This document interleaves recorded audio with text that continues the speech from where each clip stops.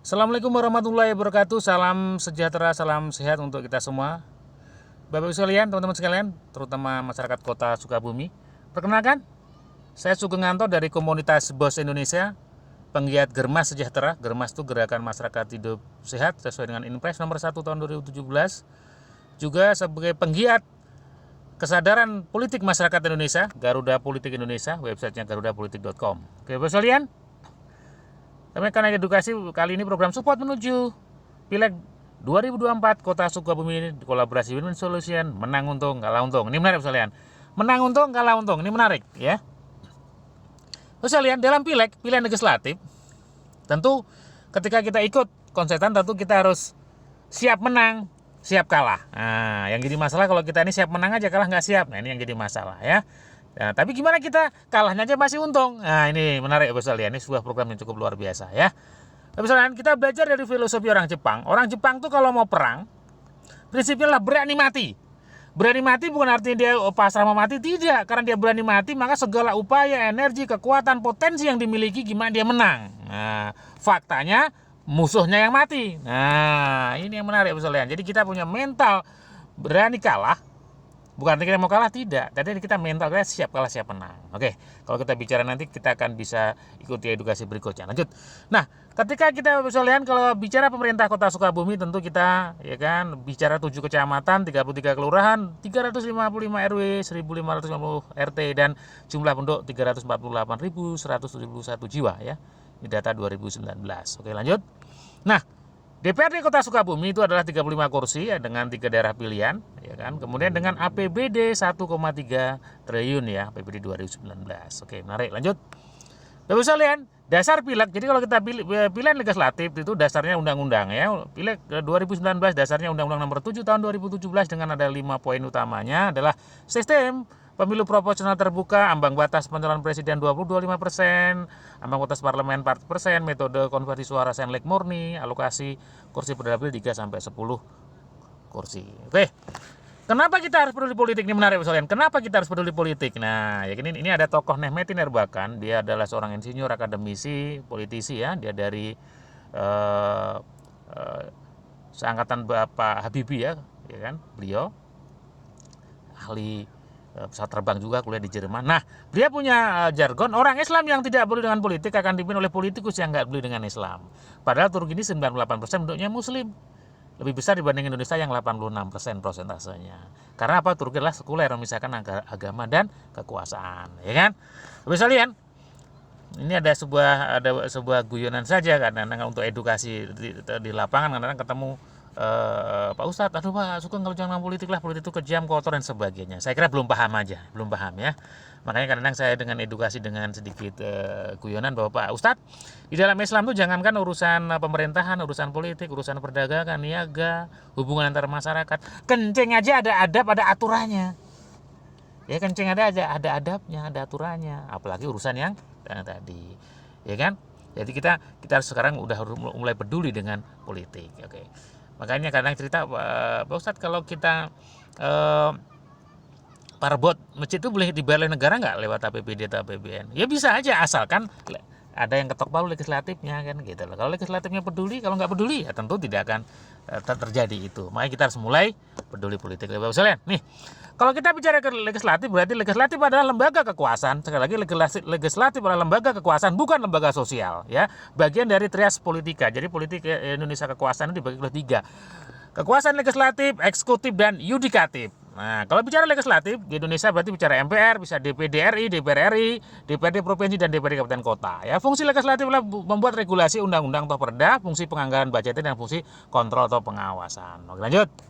Nah, hal-hal penting di dalam pileg Bapak sekalian ada 8 hal penting. Yang pertama, undang-undang pemilu selalu berubah setiap 5 tahun, maka kita harus pahami karena itu sebagai dasar strategi di lapangan.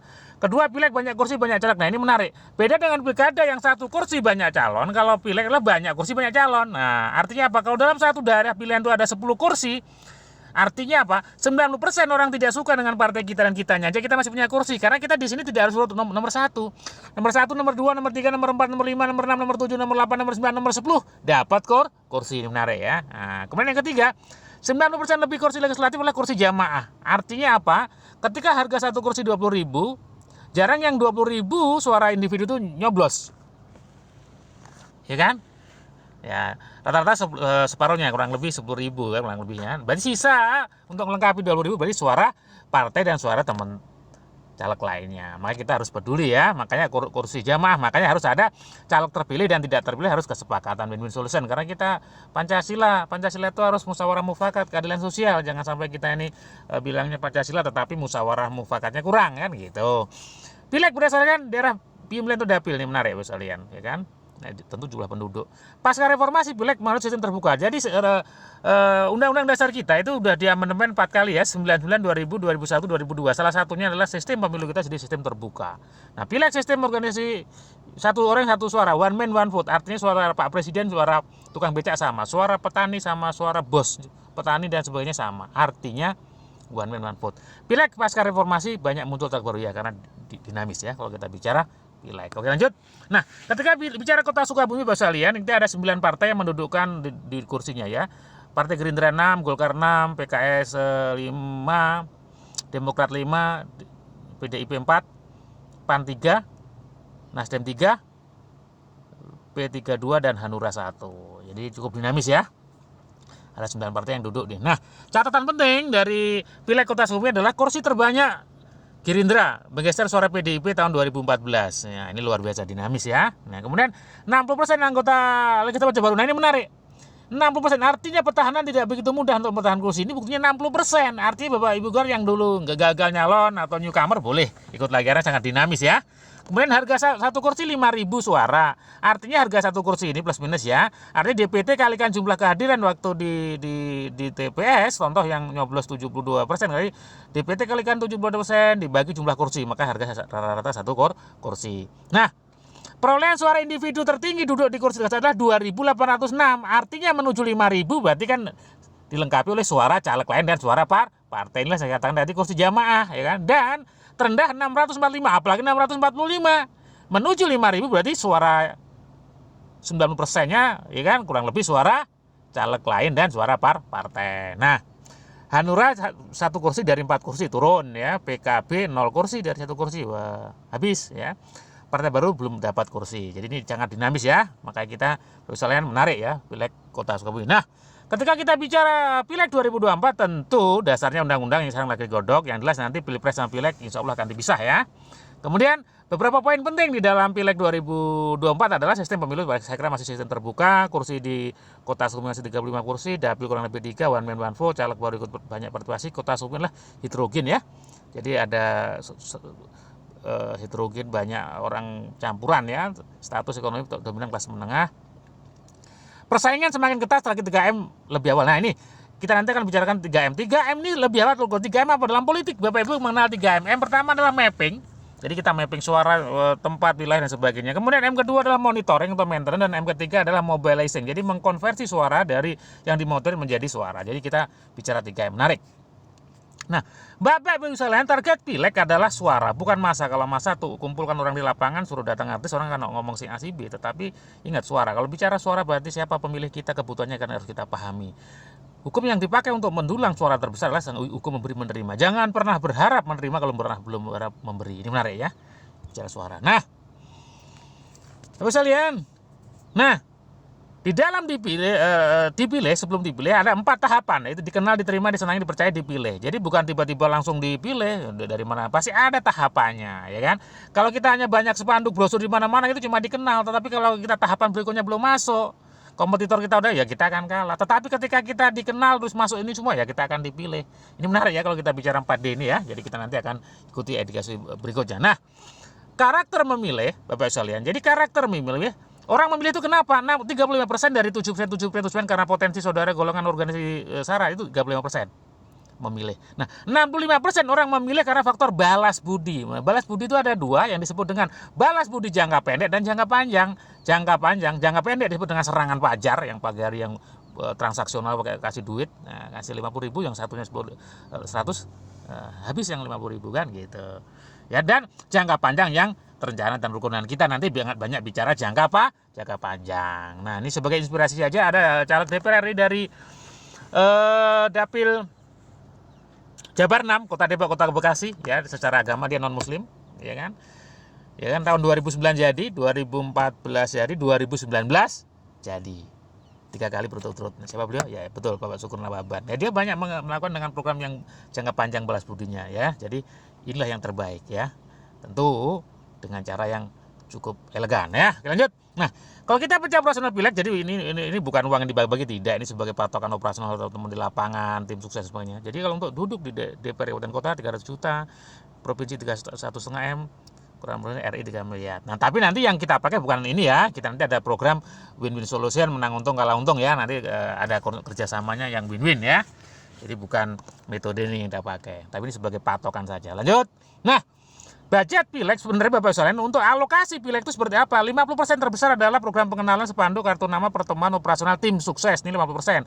Berikutnya lagi untuk program doktrin dan penguncian suara, karena kalau kita udah dikenal diterima tapi kita nggak kunci suara, mas suaranya bisa lepas. Maka ini harus rangkaian yang harus dipahami betul ya. Maka nanti mapping, monitoring, mobilization ini menjadi kata kuncinya. Nah, budget pemenangan pileg adalah sekali operasional. Nah, operasional gimana solusinya? Nah, ini solusinya apa? Nah, solusinya adalah apa? Sekali lagi politik dan bisnis. Politik basisnya menang, program menang untung kalah untung, bukan menang untung kalah buntung. Nah, ini menarik, menang untung kalah untung. Karena politik dan bisnis adalah seperti mata uang, gambar dan angka yang tidak bisa dipisahkan, politik dan bisnis. Lanjut. Nah, manajemen resiko. Apabila kita bekerja dengan resiko, maka resiko tidak jadi masalah lagi. Jadi kita program menang untung kalah untung dasarnya adalah manajemen resiko, Bapak sekalian. Nah, Bapak sekalian, ada sebuah perusahaan yang besar yang di dunia ini yang lahir karena adanya resiko. Ya kan? Perusahaan apa Bapak sekalian yang besar, ya dia punya klub bola dan lapangan bola dan sebagainya, yang lahir karena adanya resiko. Ya, betul, asuransi. Asuransi adalah sebuah bisnis yang lahir karena adanya resiko kecelakaan, resiko kematian, resiko kebakaran dan sebagainya.